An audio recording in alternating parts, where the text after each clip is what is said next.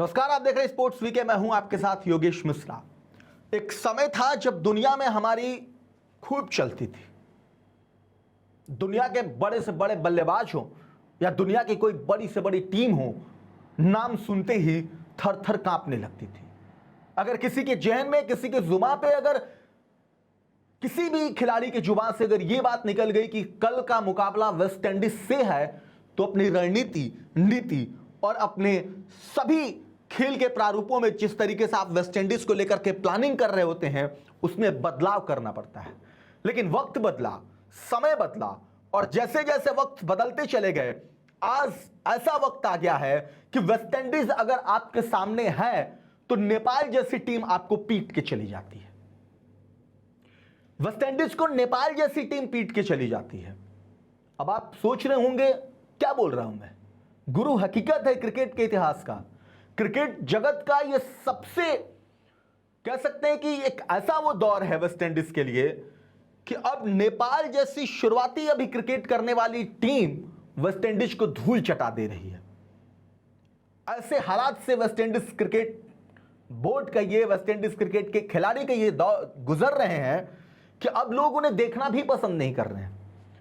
भारत का ये जो मुकाबला अहमदाबाद में वेस्ट इंडीज के साथ हो रहा है, आप देख सकते हैं किसी को दिलचस्पी नहीं है इस क्रिकेट में, कोई देखना नहीं चाह रहा, किसी को पसंद नहीं आ रहा। आखिर क्यों? क्या वजह रही कि इतने सालों बाद वेस्ट इंडीज की टीम एक ब्रायन लारा के दौर, बड़े बड़े खिलाड़ियों के दौर से आज इस स्थिति में आ गई है कि लोग देखना पसंद नहीं कर रहे हैं? यार सच में यकीन नहीं हो रहा है कि क्रिकेट में ऐसा भी हो सकता है। और आज हम आपको उसी वेस्ट इंडीज के उस दौर से इस दौर की कहानी बता रहे हैं। कभी क्रिकेट की शेर वेस्ट इंडीज अब नेपाल से भी पिट रही है। बोर्ड की राजनीति, खिलाड़ियों का लीग प्रेम और अनुशासनहीनता ने टीम की चमक छीन ली है। नतीजा अहमदाबाद टेस्ट में खाली स्टैंड्स और भारत के सामने बेदम कैरिबियाई। सीरीज का हश्र पहले से ही तय रहा। पावर हाउस अब बस यादों में। भारत और वेस्ट इंडीज के बीच शुरू हुई टेस्ट सीरीज को लेकर ना खिलाड़ियों में जोश दिख रहा है और ना ही दर्शकों में कोई खास उत्साह। अहमदाबाद के नरेंद्र मोदी स्टेडियम में मुकाबला भले ही दुनिया के सबसे बड़े क्रिकेट एरिना में खेला जा रहा हो, लेकिन स्टैंड्स की खाली कुर्सियां इस बात की गवाही दे रही है कि इस सीरीज में लोगों की दिलचस्पी लगभग शून्य के बराबर है। वेस्ट इंडीज क्रिकेट की हालत का अंदाजा इसी से लगाया जा सकता है कि हाल ही में छोटे प्रारूप में नेपाल जैसी टीम ने उन्हें मात दी। दरअसल सितंबर के आखिरी में शारजाह में खेली गई यानी कि 27, 29 और 30 सितंबर को T20 मैचों की सीरीज में नेपाल ने 2-1 से जीत ली। उस सीरीज में वेस्ट इंडीज के बैनर तले Jason Holder, Kyle Mayers, Akeal Hosein, Fabian Allen जैसे बड़े बड़े खिलाड़ी उतरे थे। फिर भी नेपाल के सामने उनकी टीम उखड़ गई। कभी क्रिकेट की दुनिया में वेस्ट इंडीज को पावर हाउस के रूप में जाना जाता था। इसने न केवल विपक्षी टीमों को डराया, बल्कि क्रिकेट का बेताज बादशाह बनकर अपनी धाक जमाई। लेकिन आज यह वही टीम ऐसी स्थिति में पहुंच चुकी है कि उसकी पुरानी शान केवल यादों में रह गई है। मौजूदा प्रदर्शन और नतीजों ने उम्मीदों को तोड़ दिया है। उनके खेल पर अब तालियां बजाने की बजाय केवल अफसोस जताया जा रहा है।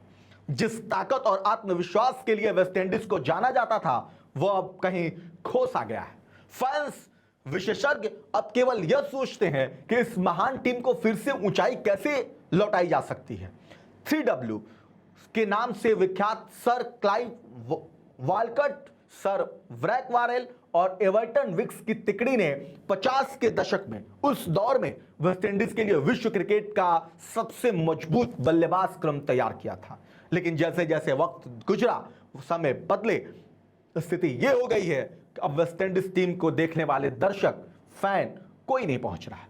और आज यह तिकड़ी इस दुनिया में नहीं है, लेकिन यह दिग्गज अगर जिंदा होते तो कैरिबियाई क्रिकेट के बुरे हालात को देखकर आंसू जरूर बहा रहे होते। Garry Sobers, Vivian Rich, Clive Lloyd, Brian Lara, Michael Holding, Andy Roberts, Malcolm Marshall, इन महान खिलाड़ियों ने वेस्ट इंडीज क्रिकेट को अपने चरम पर पहुंचाया। उस दौर में उनके खिलाफ खेलना आसान नहीं था। हर मुकाबला चुनौती और रोमांच से भरा होता था। लेकिन आज वही टीम जो कभी क्रिकेट की दुनिया में दहाड़ती थी, अब टेस्ट क्रिकेट में पिछलग्गू बनकर रह गई है।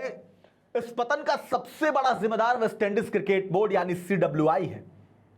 बोर्ड में अंदरूनी राजनीति, खिलाड़ियों के साथ तनावपूर्ण संबंध, अनुशासनहीनता और व्यवस्थागत कमजोरियां टीम के धीरे धीरे गिरने का मुख्य कारण बन रही। यही हाल पाकिस्तान का भी है।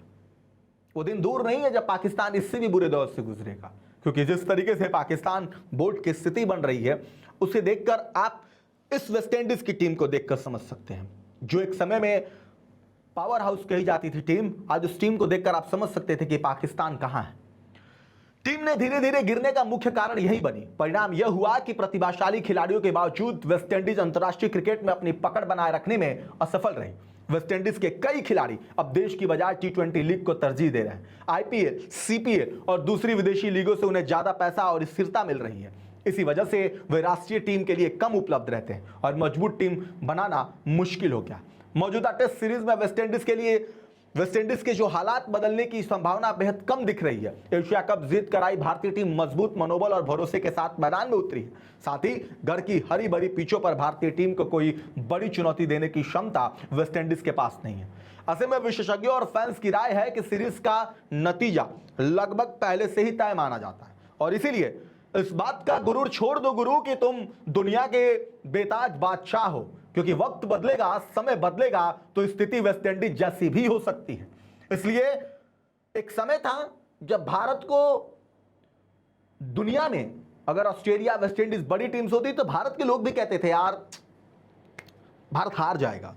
लेकिन वक्त बदला है, अब दुनिया भारत को लोहा मानती है। भारतीय टीम से लोग डरते हैं। ऑस्ट्रेलिया जैसी टीम जो कभी जिसका रुतबा, दबदबा सब कुछ होता था, वो भारत को कह रहा है कि भारत को हराना मुश्किल ही नहीं, आज के दौर में नामुमकिन है। वेस्टइंडीज के इस हालात पर आप क्या कहेंगे? कमेंट करके जरूर बताएं।